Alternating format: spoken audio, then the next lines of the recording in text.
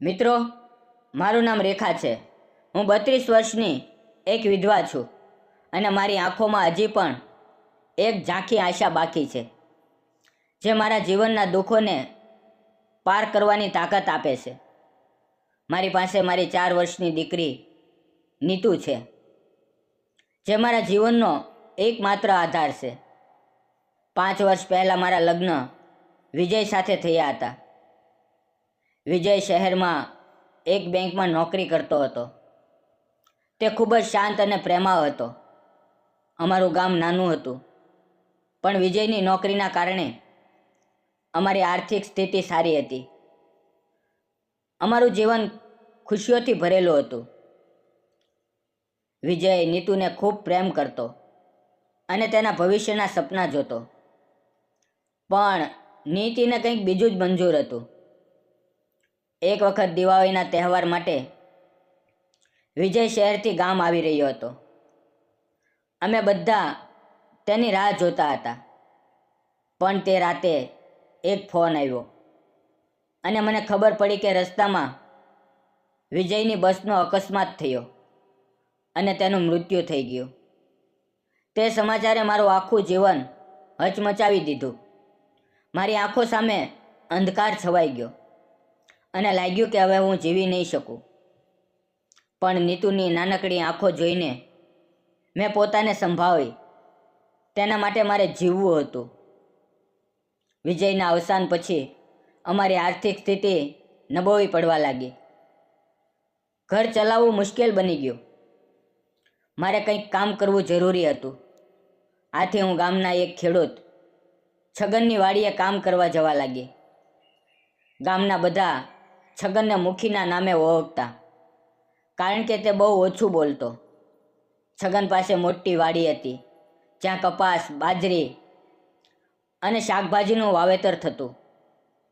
હું રોજ સવારે નીતુને પડોશીના ઘરે મૂકીને વાડીએ જતી. કપાસ વીણવો, બાજરી કાપવી કે ખેતરમાં નીંદણ કરવું, આ બધું હું કરતી. શરૂઆતમાં મને આ કામ ભારે લાગતું, પણ નીતિનું ભવિષ્ય યાદ આવતું તો હું દરેક દુઃખ સહન કરી લેતી. છગન એક સાદો અને ઈમાનદાર માણસ હતો. તે લગભગ 35 વર્ષનો હશે. લાંબો, ગોર વર્ણો અને તેની આંખોમાં એક શાંત ચમક હતી. તે બહુ ઓછું બોલતો, પણ જ્યારે તે બોલતો તેના શબ્દોમાં સચ્ચાઈ હતી. શરૂઆતમાં અમારી વચ્ચે બહુ વાત ન હતી. હું મારું કામ કરતી અને તે પોતાની વાડીનું કામ સંભાળતો.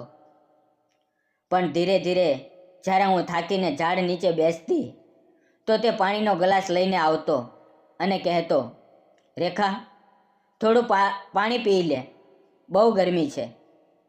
તેની આ નાની કાળજી મને સ્પર્શી જતી. એક દિવસ શરદ પૂનમની રાત હતી.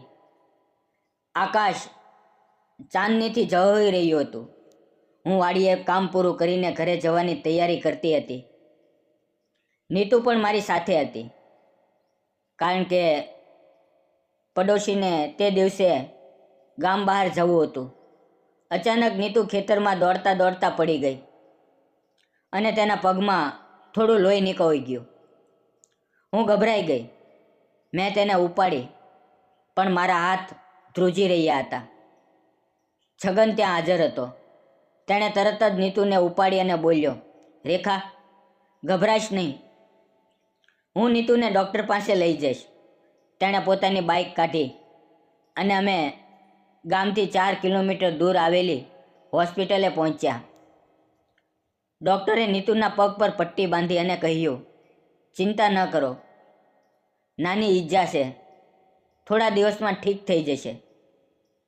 તે રાતે જ્યારે અમે ઘરે પાછા આવ્યા, હું નીતુને સુવડાવીને રસોડામાં ગઈ. મેં છગનને કહ્યું, છગન, આજે તું ઘરે જ જમી લે. તે નીતુની ખૂબ મદદ કરી. તે થોડો સંકોચાયો, પણ પછી માની ગયો. શરદ પૂનમની ચાંદનીમાં અમે બંને એકસાથે જમ્યા. નીતુ સૂતી હતી અને ચાંદનીનો પ્રકાશ અમારા ઘરને રોશની આપી રહ્યો હતો. તે રાતે મેં છગનની આંખોમાં એક અજાણી ચમક જોઈ, જેમાં મારા માટે ચિંતા અને પ્રેમ હતો. છગન મારી અને નીતુની નાની મોટી જરૂરિયાતનું ધ્યાન રાખતો. ક્યારેક બજારમાંથી નીતુ માટે રમકડું લઈ આવતો, તો ક્યારેક મારા માટે શાકભાજીની થેલી. મેં હિંમત કરીને છગનનો હાથ પકડ્યો અને કહ્યું, છગન, તું મારી અને નીતુનો ખૂબ ખ્યાલ રાખા છો. તારા વગર મારું જીવન અધૂરું લાગે છે.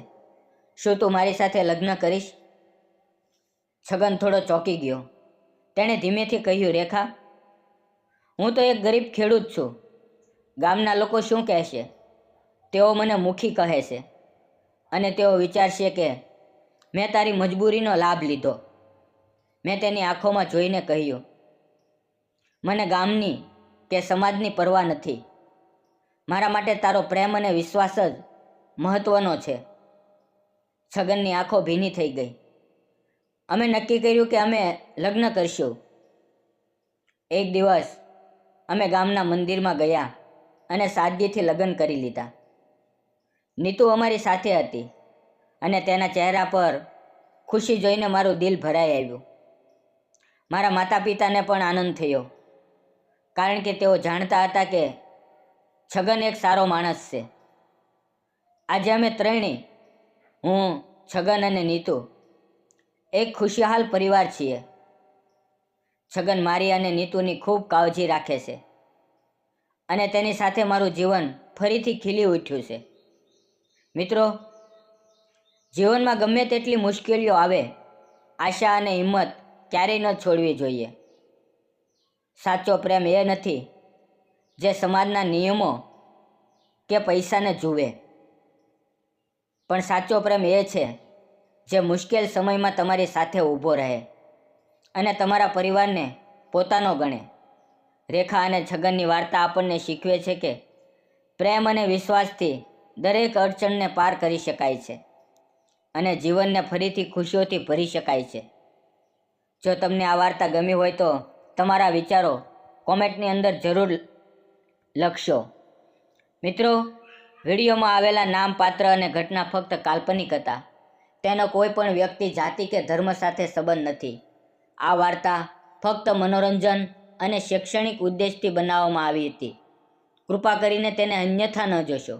આવી જ વાર્તાઓ સાંભળવા માટે ચેનલને સબસ્ક્રાઈબ કરો અને બેલ આઇકન દબાવી રાખો, જેથી અમારો નવા વિડીયોની નોટિફિકેશન તમને તરત મળી રહે. ફરી મળશું આવતીકાલે. ત્યાં સુધી તમારું ધ્યાન રાખો. ધન્યવાદ મિત્રો.